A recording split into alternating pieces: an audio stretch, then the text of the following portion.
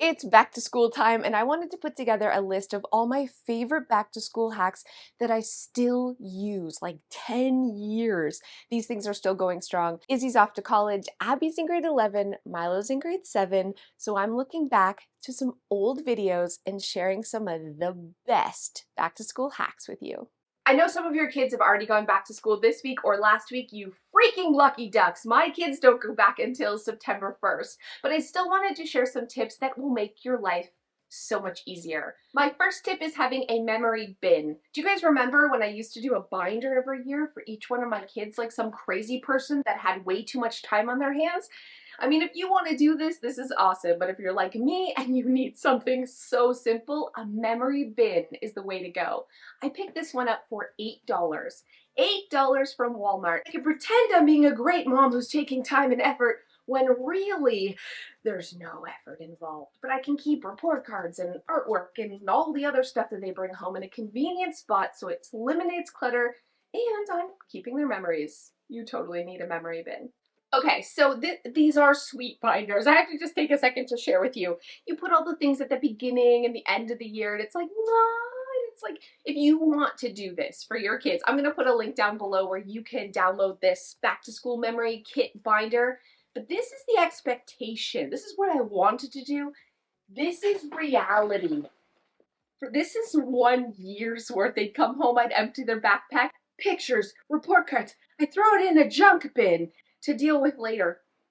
This is reality. It's a happy medium. It's fast and easy for us lazy moms, but it's still giving the aw of the binder. I still use that dump everything in one basket and sort it one time a year system to this day. I keep it in my back room and then I sort everything into those accordion folders at the end of the school year because I'm not as attached to the stuff. I have some time to realize that not everything is worth keeping. And you probably saw me mention a binder. I'm going to put a link to that binder kit down below in the description, but I'm also going to caution you because it's a lot of work. It sounds amazing to make a scrapbook for every single one of your kids' school year, but the reality is it's a lot of work, and I recommend just tossing it in a bin. My next tip is to have a homework station. In my house, it's a drawer in the kitchen where we keep pencils and calculators and all that kind of stuff. But if you're short on space, hang a little bucket above your kid's desk with a 3M strip, load in some pencils. You have an instant, I mean, it sounds fancier than it is, a homework station. It's really a place for all the things they need when they're doing their homework. And it doesn't have to take a lot of time or effort to make one. Our homework station has really evolved over the years, but we still have one. My preferred method now is really to use a 3-tiered cart. I like this because it holds all of the art supplies and all of the homework supplies my kids are going to need, but it's also portable, so we can wheel it from room to room wherever they want to work on homework, and I can tuck it away in a closet when they're not using it. My next tip is clothes sorting because kids are messy, especially in the morning when you're running late. They like take things out of the closet, they try on outfits, they make a huge mess. Instead, I want you to sort outfits complete with socks, underwear, shirt, pants, whatever it is, and have them ready so they can choose from those sorted outfits. It's going to eliminate the stress and panic and time-consuming part of getting ready in the morning, and their bedroom will be so much tidier. I'm just using this hanging sorter in 2 of my kids' room, and then in one, I actually have 3M hooks on the back of the door where we can hang pre-made outfits. I cannot tell you what a lifesaver this is on busy mornings. I am always changing up my kids' clothing organizing system. I think I'm just desperate to find a solution that they can keep tidy without me. I yet to find the perfect system, but I do love stacking drawers, these plastic drawers for Milo. That really, really worked. And I think this is the whole point of organization, just trying new systems until you find one that's better than the others. The one thing that I recommend everybody has that I started years ago, and honestly, it's life-changing, is having a bin for kids' clothing that is too small. Kids grow fast. They are bad weeds, and just having one bin that you can toss clothes in their closet, it just means you're decluttering on a regular basis, and it's keeping their clothes tidier. My next tip is having a spot for the school papers when your kids come home. I got this magazine rack for a dime, and it is the perfect spot to put the school calendars, papers that need to be signed, The loads of crap that kids bring home when you're emptying your backpack. If you have a designated spot for that to go, it is going to save you so much time. I also use this to put their library books so I can actually remember to send them back to school and not pay $20 for the book that I've lost amongst all of their books. Now it has a spot to go. You need a paper drop off for your kids' schoolwork. My kids' command center has changed a little bit over the years too. I know what you're thinking. Nobody wants all of this on their wall, but the truth is, kids come with a lot of stuff when it comes to school. They have artwork and things that need to be signed, and library books and schedules and things you need to remember. And most of the time, that ends up on your counters as clutter. So giving it a designated home, while it's not ideal, it means you're going to remember to put the library book back, or that it's hot dog day and you need to send them with $2, or at the very least, give a home to the millions and millions and millions of wonderful artwork that they come home with. Your command center doesn't have to look like this, but you do have to have a designated home for this stuff so it doesn't become clutter and so you don't forget to deal with all the school paperwork. Creating a lunch making station is a must. It's going to save you so much time and effort, and it's really easy to do. Here in the pantry, I'm using this 4-drawer cart for all of our pre-packaged snacks. You can use anything, a drawer, a cabinet, or even a basket somewhere in your kitchen. Take things out of the packages or pre-package things yourself into snack-sized portions so that your kids can make their lunch in seconds and easily get an after-school snack. When you're making your lunch making station, you also have to think about your fridge and things that have to stay cold. So definitely have your snacks in a basket or somewhere, but all the things that have to be in the fridge, I like designating one shelf for all of those lunch snacks and having a bin so my kids can throw in their sandwiches or salads or whatever they're gonna make for their lunch the night before. There's no way I'm fitting 3 giant lunch bags in my very tiny fridge. So each of my kids have these really cute reusable sandwich bags, and they each have their own design and pattern. So in the morning when they're heading out the door, they just have to open the fridge, grab the one they know that's theirs, and other cold snacks, throw it in their lunch pail, and head out the door. This saves so much time. I still have a lunch making station, and in this new house we created a lunch making station here too, just having one drawer for all their prepackaged snacks, and then underneath that's where we were keeping water bottles and their little plastic containers they can use to pack their lunch. Even the Ziploc bags are right here. So zoning a spot in your kitchen dedicated just for lunch making is going to keep your kitchen tidier and save you a lot of time. My kids have always kind of been picky eaters. They're not sandwich kids, especially Milo. So I thought it'd be really fun to share this quick lunch making hack with you that was a hit with my kids. While my kids will not eat a sandwich, they will eat sandwich sushi, which is super weird, but let's just go with it. They like it for some reason. You cut off the crust and you roll out a slice of bread. Just go, bear with me, it gets better. You put some jelly on it. This is too much jelly. You need less jelly than this. And then you roll it up. You can see the jelly's oozing out. Don't do that. And then you cut it into sushi rolls. So I usually use 2 slices of bread, and they just love it. I don't know why, but they love it. Another option is doing it with a wrap. So ham and cheese, they will not eat a ham and cheese sandwich, but they will eat a ham and cheese wrap if we cut it up into little sushi type bites like this. It's great, it's nutritious, and they'll like it. Even my pickiest little 3-year-old likes it if it's in little bite-sized bites like that.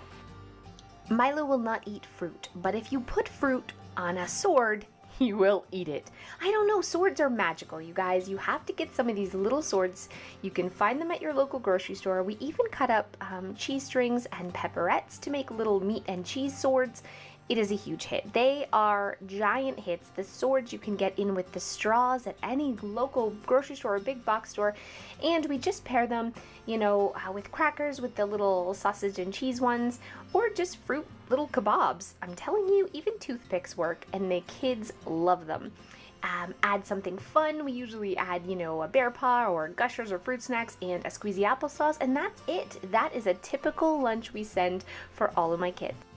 I definitely want to share my household management binder with you. I talk about this a lot, but this is such an incredible tool, especially for back to school. So my binder has a section dedicated just to my kids' school, and in there I put all their passwords, I put their school schedules, the phone numbers of their teacher, all those little bits of information that you kind of wish you had, at a moment's notice, or that you stick on the side of your fridge.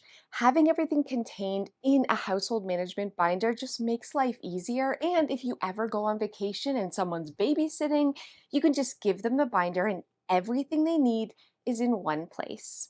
My last tip is having a after-school checklist for your kids, like all the things that they need to do by the time they get home from school and go to bed. It's a visual reminder for them, so you don't have to be that nagging mom, and it also motivates them to get all of those things done. I made a bunch of different colors so you guys can print them off and put them in your own kids' room and give it a try. I find these checklists totally work for my kids.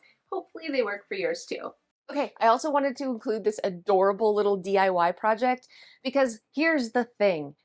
Your kids should kiss their teacher's butt in the beginning. You want them to be the teacher's pet. And nothing's better than giving your teacher an adorable gift. And instead of an apple, you can make these adorable little apple jars. Also, how cute were my kids? Today we're making apple candy jars for back to school for your teachers as a gift.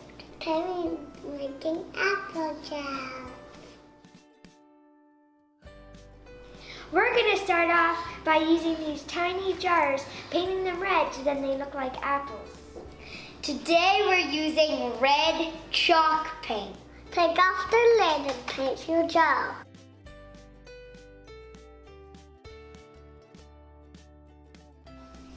Once you've added on one coat, put it aside and then paint the lid. We're going to paint the lids green. We're going to make this dry and go wash our hands. My hand's dirty by dipping it in the paint. Oh my gosh. Izzy, did you just do that on purpose? No. Milo, no! Now I got that blue. No more dipping, no more finger painting. Let's go. No, they Yeah, that's enough. Let's go wash, okay?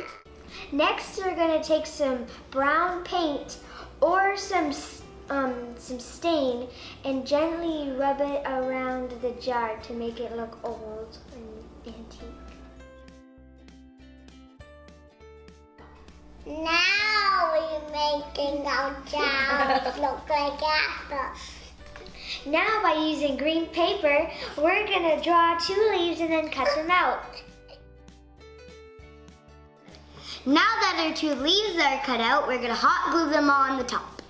We're gonna use these wooden spools as the stem. We got them from Michael's. Hashtag not sponsored. We painted them brown and hot glued them on top. Look how nice they are. Now that our apples are done, we're gonna put candy in it.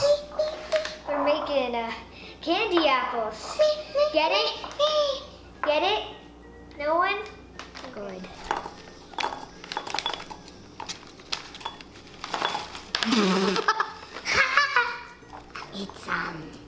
Eat my pretty, eat. Oh, thanks.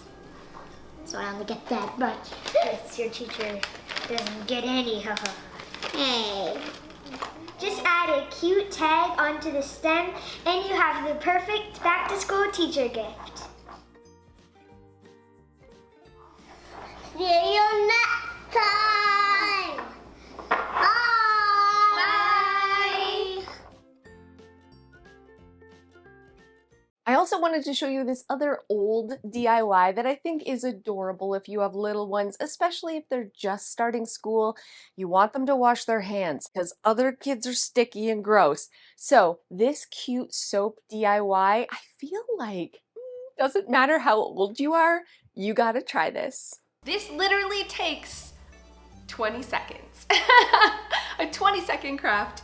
It's really inexpensive and super fun, and it is, drumroll please, these adorable little soaps. So it's a soap with a If you don't have kids, you don't have to put the toy in it. But if you do have kids and your kids are like my kids who like have an aversion to washing their hands, simply by putting a toy in their soap, they like want to wash their hands because it gets them to the toy faster. All you need for this is glycerin soap that's meltable, so you can buy the blocks, really inexpensive.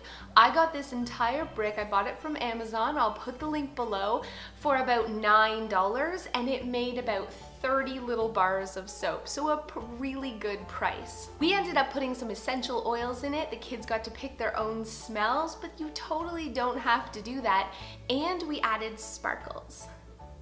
Can you see that? To get their hands sparkly clean. Get it? Sparkles, sparkly clean. So there's so many different fun things you can do. The toys are from the dollar store. So I got a pack of dinosaurs and I used an Easter egg, just half an Easter egg, to make a little pterodactyl, like a dinosaur egg one. Got some little superhero toys from the dollar store and used again a half an Easter egg, sticking it out like this. The reason we ended up doing the toys like this, so they're sticking out, is because my sister-in-law said she saw these type of soaps at a boutique where she lives, $6, and it didn't even have color or sparkles. It just had like a dollar store toy in soap, and they were flying off the shelves. You can make your kids a super special little soap for them with a toy in it. It's like a Kinder Egg, only you wash your hands with it. And it'll really encourage your kids to wash their hands. So I'm gonna show you how you can make these soaps so easy right now. So all you're gonna need is some glycerin soap, and you're gonna wanna melt it in the microwave. I just use a cup. I wouldn't suggest using a styrofoam cup. I use this like cardboardy or a plastic Solo cup to melt it. You only need to put it in the microwave for about 20 seconds tops to melt it. Then what you want to do is add either a scent or some sprinkles or some coloring, or you don't have to add anything at all. Next, you want to pour it in a mold. You don't have to use a mold like this, even the bottom of a cup. You could leave it in there and that'll work as a mold. Or you can use an Easter egg. Here is an Easter egg. We put half in the Easter egg at the top, let it cool, flipped it over, put the other half in, and then squish the egg together to make an Easter egg soap. Or you can use these, you know, if you have any of these, you can even pick these up sometimes at the dollar store, these jelly type molds. So we use the egg ones for the dinosaur eggs and the heart ones for the other ones. All you have to do is, once you've melted it, you can add color or sparkles or scents or nothing, and then pour it into the mold. You can use just about anything as a mold. Then you want to set in your toy. You can have the toy totally immersed in the liquid soap or sticking up like we have. If it's falling over, use a piece of tape to secure it up. Now just simply let it harden for an hour and voila! You have the coolest soap for your kids. Thank you so much for watching. It was fun to revisit old Clutterbug videos. I didn't go to Malito 79. That is a channel that I had before Clutterbug. I thought about revisiting it, but I did not use a tripod and I felt very nauseous. Anyways, I hope you enjoyed revisiting these old hacks too. They still are amazing and I use them to this day. Happy back to school, parents! It's my favorite time of year. I'll see you guys next time. Hey guys, thanks so much for those of you who have stayed to the end. I'm curious, what kind of back to school drop-off parent are you? We lived in a like fancy pants neighborhood before and we had to drop the kids off at school and everybody was so perfect. They're dropping their kids off, they're getting out, they're hugging and kissing them, they're dressed to the nines, their hair and makeup are done, they look fabulous, or they're in workout gear like Lululemon from head to toe with a perky ponytail and they're like jogging while taking off their kids because they're about to start their morning run or whatever. And then there's me, who's rolling up in her house coat. I don't have rollers in my hair, but I haven't brushed it, and I look like some sort of monster. Okay, this is how I roll, and heaven forbid my kids are late and I have to go in and sign. So embarrassed. I am not a morning person. I'm also hideous in the morning. Also wondering what kind of mom are you? Are you messy hair PJs looking like a hot mess to drop your kids off? Or are you looking like a supermodel? Let me know in the comments below. I'm curious. I'm a hot mess. I'll see you guys next time.